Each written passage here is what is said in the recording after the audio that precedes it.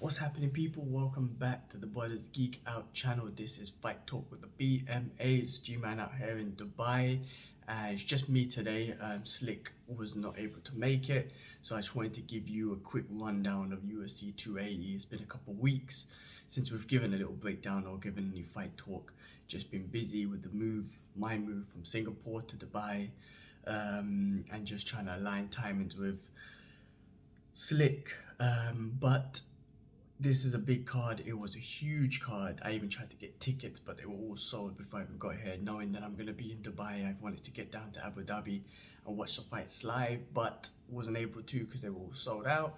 So I ended up watching it from home anyway, which is what I think I like anyway, at the comfort of my own home. But let's go through this card. Let's go through the main events. Great card. It's been probably one of the best cards throughout the year. Just high level fights and just so much, like, the best fighters currently in their prime. You had, starting with the main event, you had Charles Oliveira versus Islam Makhachev, like 10 fight winning streak versus an 11 fight winning streak. I think that in itself was history in the making with the UFC. I don't even think they've had that. So just two people in their primes, almost like the Khabib and Tony that we never got. Right, two people in that lightweight division, which is one of the most stacked division, and just undefeated, amazing fighters. I mean, Charles Oliveira, who was the champion, even though he got stripped because of the last weight cut thing. I mean, everyone considered him as a champion, really, and he was just be running through the top five, which was absolutely amazing. And then you got Islam Makhachev, who, again, just dominating everyone. He didn't really get much of those fights in the top five, but everyone, apparently nobody wanted to fight him. I mean, I don't know the background and whatnot, but that was his story. Nobody really wanted to fight him.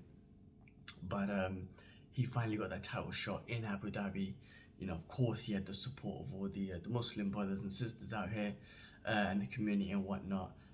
But Charles Oliveira is just such a lovely guy. I mean, he's so humble, so nice, and I love the way he goes into the cage and then he goes to the opponent's side and he shakes the opponent's hand and he shakes the coach's hand. He's always done that. So much respect.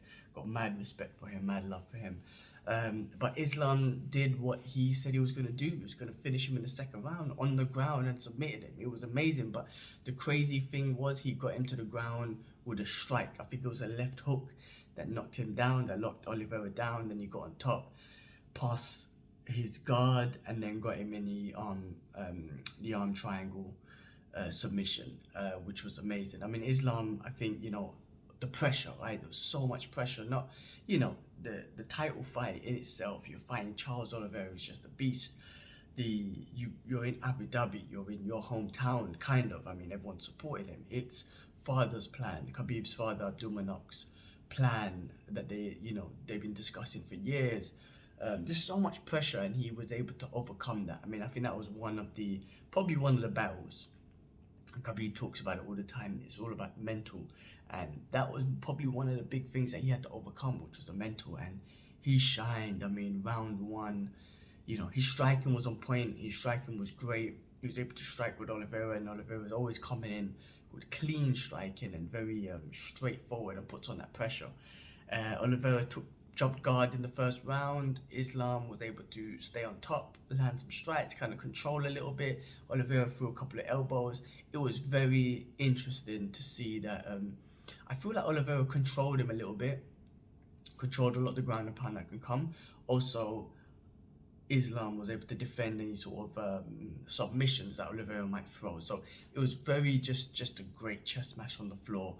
And then round two started, and then it was just the striking. It was the striking, Islam striking, that got Charles down. Again, I think he clocked him with a left hook. It went down, got on top, and then finished him off with that submission. And it was just an amazing night for Islam. I was super happy for him. Alhamdulillah, it was amazing.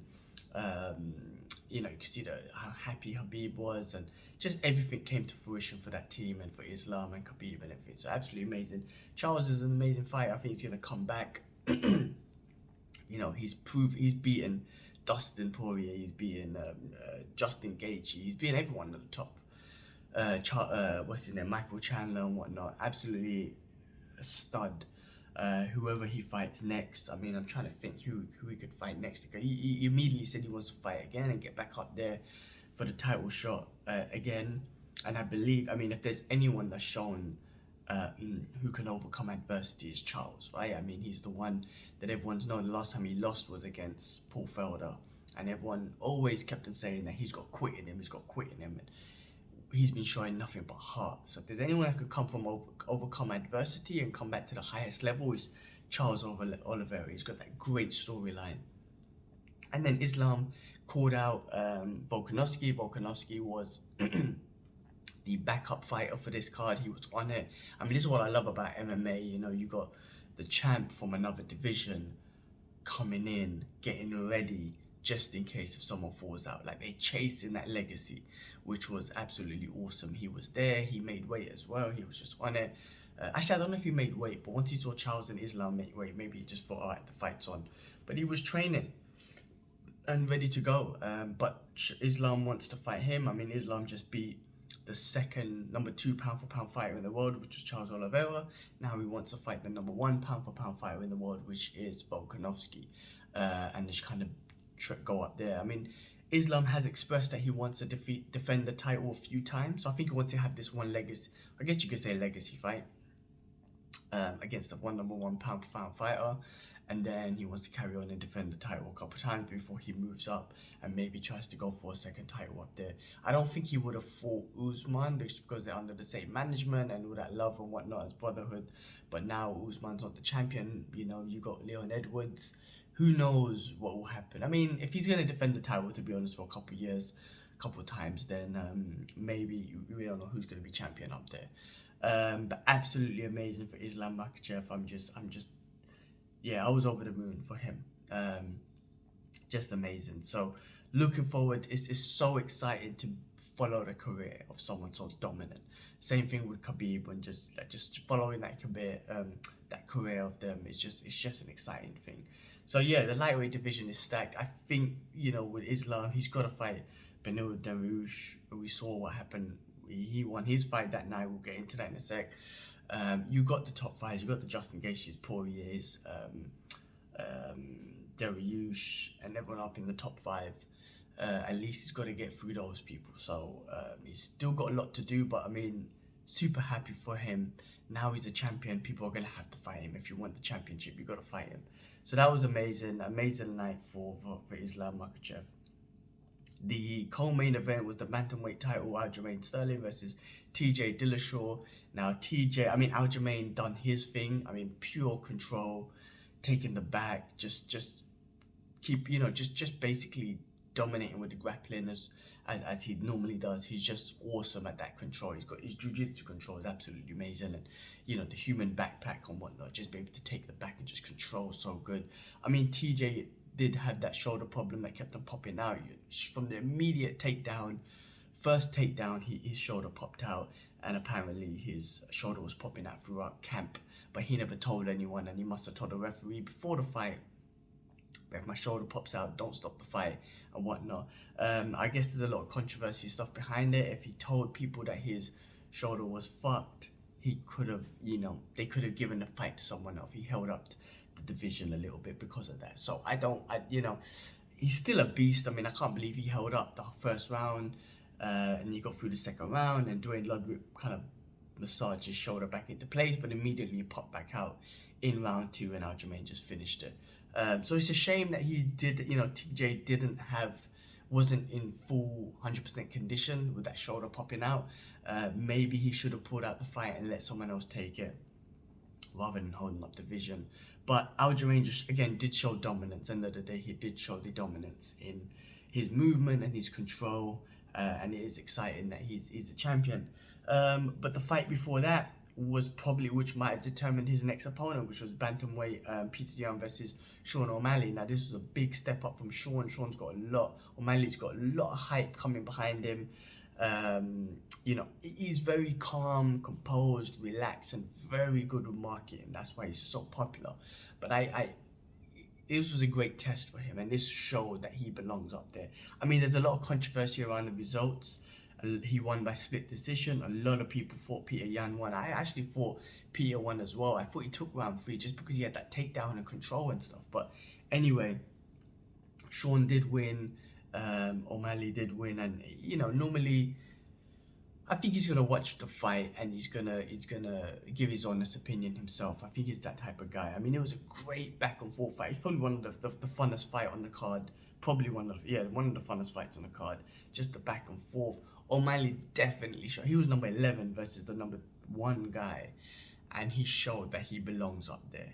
Just again, his striking ability was just. I mean, Pete Young did control him a lot with the wrestling, and that was a good game plan. I think really taking him down and wearing O'Malley down and whatnot. But O'Malley just showed his level of composure. His relax. I was saying that when I was kind of like talking to the fights with friends and whatnot. I was saying that he's gonna be calm, cool, relaxed, and confident. I think that's what's gonna give him a lot. And he connected with that right hand. His beautiful right hand connected with that a few times. And of course he's got the skill set and all that sort of stuff. But I think because he's so confident and so relaxed and calm, he's able to apply his striking in such an amazing way. And Peter is just. He's relentless with his pace. He's got his hands high up, and he connected too. I mean, that's what made this fight so amazing. Like Sean O'Malley will connect, rock Peter Yan a little bit. Peter Yan will connect. It was a back and forth battle. It was absolutely amazing. The decision, I don't know. I did think Yan won it, but it's very close, I guess. But that might have determined Sean O'Malley versus Aljo next, and that's a big fight. O'Malley's just such a superstar. Huge superstar. So to put him up against Aljamain, I guess people want to see him. Maybe you do Sean O'Malley versus Cheeto rematch. I mean, Cheeto did win, but O'Malley's got more of the marketing behind him. I mean, he's just good at marketing, which is why I guess he's getting... excuse me. Why he's getting the... I don't want to say it's a fast track because he just fought Peter Yan, but still, I mean, Cheeto's doing the work as well. So anyway, let's see what happens. Maybe Henry Cejudo comes back. They do a little super fight with Aljamain versus Henry Cejudo, and then O'Malley and Cheeto can fight again, and whoever wins out, that gets either Cejudo or Aljamain. But that was a great fight. Before that, you had a lightweight bout, Beneil Dariush versus Matsui Gamrot. Dariush, I mean, even Khabib said it, Dariush deserves a title shot. I think he's on an 8 fight winning streak. The wrestling.